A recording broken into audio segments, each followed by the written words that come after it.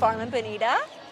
Wonderful. Now, I understand you're a little farm in Bonita, but you might be a little farm somewhere else here pretty soon. I am. I'm going to be relocating the farm to Moore Park in Ventura County. Ventura, boy, that's not a little move, is it? It's a pretty big move, and I have to move 10 chicken coops, and I breed rabbits too, so I'll be moving all my rabbitry and everything. Yeah, here at Ruby's, this event has also rabbits as well as chickens. There It doesn't are. get quite as much press, but it is. That's right. There's a lot of people that have meat rabbits and fun little pet rabbits, like my friend over there. Yeah, she's got. Now, I know very well that when you say 10 chicken coops, that could be 2 chickens per coop, and that could be 200 chickens It's per coop. probably, I have probably about 75 birds to move. And that doesn't include my babies and grow outs. That's just my birds. That's just my adult laying birds. So you're leaving soon? I am leaving within 2 weeks. I'll be hopefully full time at my Moore Park property. Well, now this is an interesting thing because Ventura has a little bit of a different climate than we have here, just a teeny bit. It's going to be a little bit warmer. Yes. I'm a little spoiled in Bonita because it stays cool down there. I don't have many days of 95 to 100 degrees or less, yeah. People don't really realize that. They always think, okay, San Diego's sun, but we are the land of microclimates. That's right, that's right. Yeah. I left this morning at my house and it was like 50 degrees. So it was nice. I think about 63 yesterday, and I got up here and it was about like 75. So yeah. Okay, so you sell chicks. I sell chicks. Is there a difficulty with that? Because sometimes some breeds, I mean, this little one here might not be quite so inclined to enjoy heat, I'm assuming, as a, are we looking at Polish, silky frizzle? This is a Polish, this is a candy corn Polish frizzle. Okay. And so they tolerate heat really well. They're not heat sensitive. Okay, well, you were speaking to Ashley. I think she had the same thing. They Yeah. look a little different, but they're striking birds. Aren't they beautiful? Like a calico cat almost. Right. Yeah, fantastic. Okay, so these guys will tolerate heat. They will. All my breeds will tolerate heat. I don't have any breeds that won't. The silkies will tolerate heat. So I breed candy corn Polish. I breed bantam white crested Polish in like 4 colors. I breed silkies in 5 colors. I have bantam buff laced Polish. I have a mottled pen of bantam cochins, and I breed bobtail pecans, which are a very rare bantam cochin color. Wow. It's a color, yeah.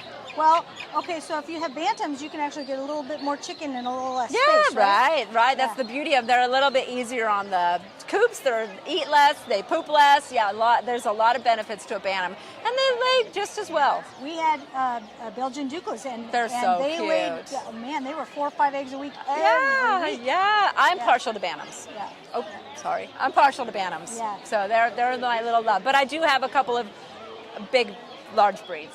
Okay, some people ask about the melding of bantams and full-size chickens. Is there always a problem? Is there sometimes a problem? How does that I work? would be more just be choosy about what breeds you put together. You could put a large fowl candy corn with a silky because they're both a very docile breeds, and they both have limited vision because of their crest, so they do really well together. There are some regular standard chickens that you could put with them, such as like a salmon favrel. They're very docile. I wouldn't put bantams, silkies, or Polish with a Rhode Island Red or just more aggressive breeds. I'd be very choosy. Americanas. I'd be very picky about what, but you can.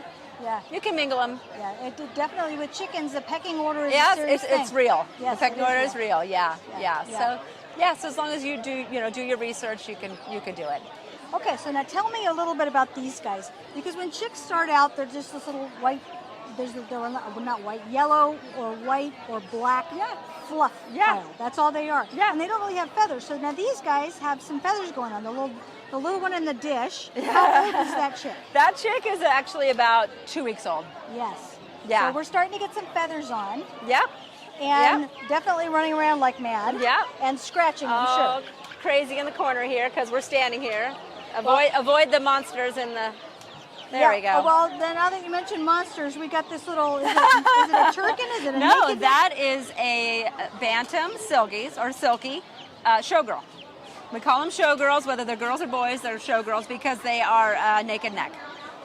That is a wild-looking chicken. I'm obsessed with them. They're very cute. I love them. little dinosaur-looking animal, isn't They're it? cute as can be. They're a fun breed. Okay, now what else do you have in here? The one that we were mentioning That before is with the bars and the- is a chocolate cuckoo English Orpington. Okay, now the cuckoo, is that the Morans? Nope, that's the Is bar. Yeah, the barring. Okay. See how it's barred? So chocolate, does that mean the color of the egg? Nope, it's a chocolate. It's a brown chicken. So see the barring on the wings. So it'll be chocolate, Okay. which I think I might be the only breeder in SoCal that breeds chocolate Orpingtons and cuckoos as well. So. You're not supposed to name chicken colors after tasty things, are you? 'Cause then they'll go, "Ooh, that sounds delicious." Not for the chicken. I actually have a lot of breeds of my chickens in chocolates. I love the chocolate. Yeah, I have chocolate silkies. I have chocolate white crested Polish, and I have chocolate Orpingtons. Yeah, I am a dark brown and dark green girl too. I love Colors them. found in the forest at 10 o'clock at night. I That's my love thing. that. Yeah. Yeah. So that's a chocolate cuckoo English Orpington versus a non cuckoo. Just no barring on the wings. Solid chocolate. You're okay. So and the rest of these are obviously the Silkies. The silkies, right? I kind of mixed them by age and size and temperament. So even though these are giant birds, these giant Orpingtons, they're in here with little tiny silkies because they're very docile. They're very sweet breeds. Now, silkies have this really interesting characteristic to their feathers where they look like fur. It does. They do not have barbs on their feather shaft. So this barb that runs down, they end up looking more like fluff, Because the little barbs go together and they're almost like they're almost stitching each other to the next section. It's missing the barbs on there, so they're all fluff. Does that make any difference in terms of husbandry? Is there anything different you do with silkies? No, not really. They're in California we can get away with having Anything. Yeah. You might have to be a little bit more protective of them if we were in Minnesota in winter, but in California, no, we're really fortunate to be able to get away with not having to worry about our nighttime temps and winter. Now you also have some feather-footed breeds in here. The silkies are feather-footed. That's Okay, is right. that all with all silkies or just this variety that you have? All silkies. All silkies should be, if bred properly to the standard of perfection, they should have full foot feathering out to the third toe. So most you can see.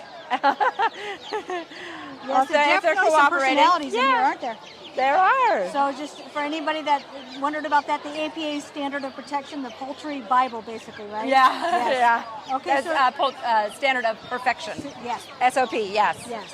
So that is the poultry Bible. Do you follow that, or do you kind of do a little of your own thing I too? breed the SOP. I have played with making fun little silky Polish before, and I do. But for the most part, that's a totally separate pen.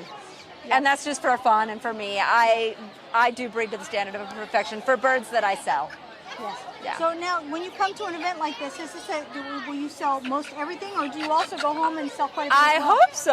I sell from home too. I Okay. do, but yeah, no, this is a big event, and I've been hatching for a couple good 2-3 months for this event. Yeah. So Now, this is a really important thing for people to know. They can get their chicks locally as well, Yes. because the hatcheries across the country are really having problems right now with some of the outbreaks right. that go on. Yeah, absolutely. Yeah, so we can be reached online or Instagram, and for sure we can set up. I can do sales over whatever. I am try to be very accommodating to people. Where do people find you? What is your website? And your Little social Farm media? in Bonita is my Facebook page, and that's a great way to find me. Okay. And see pictures of all these wild, crazy things. you're looking at now? Absolutely, absolutely. Wonderful. Well, These thank beautiful you for coming out birds. and talking with us, and of for course. giving us another shot at this one. I'm still not finding eyes. In They're there anywhere. there. You just have to kind of look for them. Oh, it's okay, mamas. There they are. See them? There they are. Oh, she's Phyllis not Stewart. happy. Oh, she's not happy. Oh, it's okay. Not the mic, little one. Sorry. No, I'm kidding you. I'm kidding you. Thank you. They're there. They're there. See them? I see them. You gotta lift They're her. pretty green, too, You aren't got they? Yeah, they have really pretty eyes. Hi. She's adorable. Gorgeous. You're a pretty girl. Thank you. Thank you.